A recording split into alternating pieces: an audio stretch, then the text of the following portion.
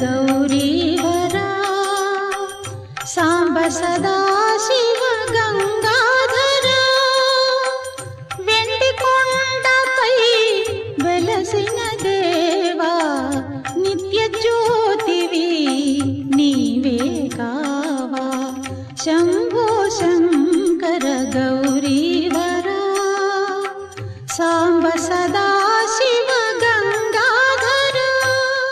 అమ్మవారి దేవాలయాలు చూడండి, అటు ఇటు విఘ్నేశ్వరుడు సుబ్రహ్మణ్యుడు ఉంటారు. ఎందుకని అంటే కుమార గణనాథాంబ, ఆ తల్లికి అటు విఘ్నేశ్వరుడు ఇటు కుమారస్వామి ఉంటారు. శ్రీశైల క్షేత్రంలో చిత్రం ఏంటంటే అయ్యవారు లోపలుంటే గుళ్ళో బయట ముందు ఎవరుంటారంటే విఘ్నేశ్వరుడు ఉంటాడు. తండ్రిని విడిచిపెట్టకుండా ఎప్పుడూ తండ్రి పక్కనే ఉండి అమ్మో నాన్నగారికి ఏమైనా ఇబ్బంది వస్తుందేమోనని అలా నాన్నగారిని కాపాడుకోవాలన్న తాపత్రయంతో ఉన్న కొడుకుని చూసిట అమ్మవారు పొంగిపోతుందిట. ఎందుకో తెలుసా? కడుపారనెవ్వాని కన్న తల్లి, నేను కన్న బిడ్డ మా ఆయనకి ఇంత ఆదరవయ్యాడు, మా ఆయనని కళ్ళల్లో పెట్టుకు చూసుకుంటాడు, మా ఆయనకి ఇంక బెంగలేదు, అమ్మో నాన్నగారు ఎక్కడ సొక్కిపోతారో అని అలా పక్కనే ఉండి నాన్నగారిని చూసుకుంటాడని పొంగిపోతుందట అమ్మవారు. ఆయన ఎక్కడున్నాడో అక్కడ ఇలాంటి కొడుకని ఆయన పొంగిపోతాట, ఇలాంటి కొడుకుని కని ఆయనకి ఇచ్చానని ఆవిడ పొంగిపోతుందట. ఇద్దరి పొంగుకి కారణమైన వాడు ఆయన్ని చూస్తే వాళ్ళిద్దరూ పొంగిపోతారు. అందుకని ప్రథమ దర్శనం ప్రథమ స్మరణం ఆయన్ని చేయమంది శ్రీశైల సుప్రభాతం. కాబట్టి ప్రాతస్మరామి గణనాథమనాథ బంధుం సింధూరపూర పరిశోభిత గండయుగ్మం ఉద్దండ విఘ్న పరిఖండన చండదండ మాఖండలాది సురనాయక బృందవంద్యం. శాబ్దిక సౌందర్యానికి నిజానికి మహాకవులు పెద్ద ప్రాధాన్యత ఇవ్వరు, కానీ ఈ శ్లోకం చదువుతున్నప్పుడు మాత్రం గొప్ప శాబ్దిక సౌందర్యం ఉంటుంది. 2-3 మాటలు మీరు విన్నారనుకోండి, ఆ శ్లోకం నోటికి వచ్చేస్తుంది. అది దానికి ఉన్నటువంటి గొప్పతనం. అందుకే శ్రీశైల సుప్రభాతం ప్రారంభమైనంత మంగళప్రదంగా ఇంత అనుగ్రహ విశేషంతో చాలా తక్కువ సుప్రభాతాలు ప్రారంభమవుతాయి. ఈ శ్లోకం చెప్పగానే పార్వతీ పరమేశ్వరులను ఇద్దరినీ కలిపి స్మరిస్తారు. ఎందుకంటే పూజ చేసేటప్పుడు కూడా ఆదౌ పూజ్యో గణాధిప, ముందు పూజ విఘ్నేశ్వరుడికి వెళ్ళాలి. మొదటి స్మరణ విఘ్నేశ్వరుడు. ఇప్పుడు ఆది దంపతులు, వాళ్ళిద్దరి గురించి ఆలోచన చేసేటప్పుడు ఒకరి గురించి ఆలోచన చెయ్యడం కాదు, ఇద్దరిని కలిపి ఆలోచించాలి. ఎందుకని అంటే వాళ్ళు పేర్లలో కూడా విడివడి ఉండరు, కలిసే ఉంటారు. శివ శివ, భవ భవాని, రుద్ర రుద్రాణి, శంభు శాంభవి, హంస హంసిని, భర్గ భార్గవి, అలా పేర్లు కూడా కలిసిపోయి ఉంటాయి. అంతగా విడివడనటువంటి తత్వం. శక్త్యాలోభయితుం నాహం ఐశ్వర్యేణ ధనేనవా అనన్యే రాఘవేణాహం భాస్కరేణ ప్రభాయధ అంటుంది సీతమ్మ రామాయణంలో.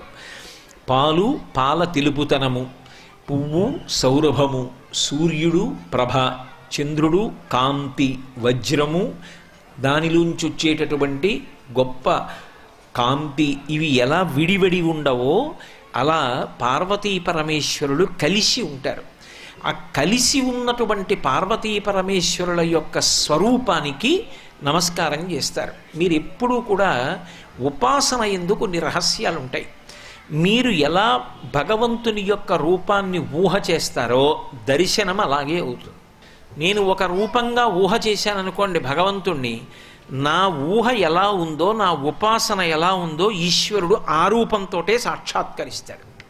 నిజానికి ఆయనకు రూపం ఉంటుందా? ఉండదు. కానీ భక్తుని యొక్క ఆలోచనని అనుసరించి ఆయన రూపాన్ని తీసుకుంటూ ఉంటాడు. వేదాహమేతం పురుషం మహాంతం ఆదిత్యవర్ణం తమసస్తు పారే సర్వాణి రూపాణి విచిత్య ధీర నామాని కృత్వాభివదంత్యదాస్తే పరిత్రాణాయ సాధూనాం వినాశాయ చ దుష్కృతాం. పరమభాగవతోత్తములైన వాళ్ళు ఏ రూపాన్ని కోరుకుంటారో ఆ రూపంతోటే ఆయన కనపడతాడు. సీతమ్మ గురించి వెతుకుతున్నప్పుడు స్వామి హనుమ ఆమె శోకిస్తూ ఉంటుంది అని ఊహ చేశారు. ఆమె సంతోషంగా ఉంటుంది, ఆమెను రావణాసురుడు ఏం చేస్తాడు, మహాతేజోమూర్తిగా కూర్చుని ఉంటుంది అని ఊహ చేయలేదు.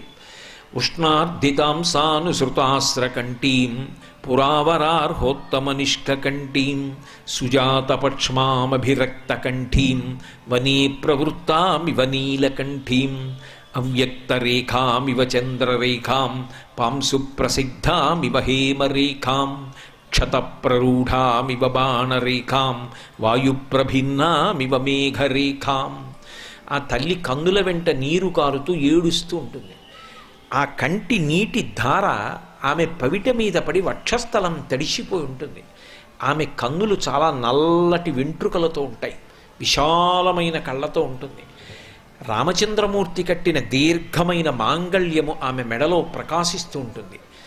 ఆమె మట్టి పట్టిన బంగారు తీగలా చూడగానే గుర్తుపట్టలేము. ఇలా ఉపమానములు వేసి ఊహించారు. అలాగే సాక్షాత్కరించింది సీతమ్మ.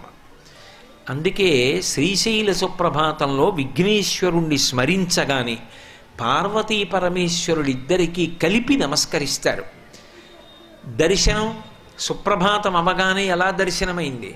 నమశివాభ్యాం నవయవ్వనాభ్యాం పరస్పరాశ్లిష్టవపుర్ధరాభ్యాం నగేంద్రకన్యా వృషకేతనాభ్యాం నమో నమః శంకర పార్వతీభ్యాం. భక్తుని యొక్క మానసిక దర్శనమునందు కూడా పార్వతీ పరమేశ్వరుల యొక్క ఆలింగన స్వరూపంతో దర్శనం.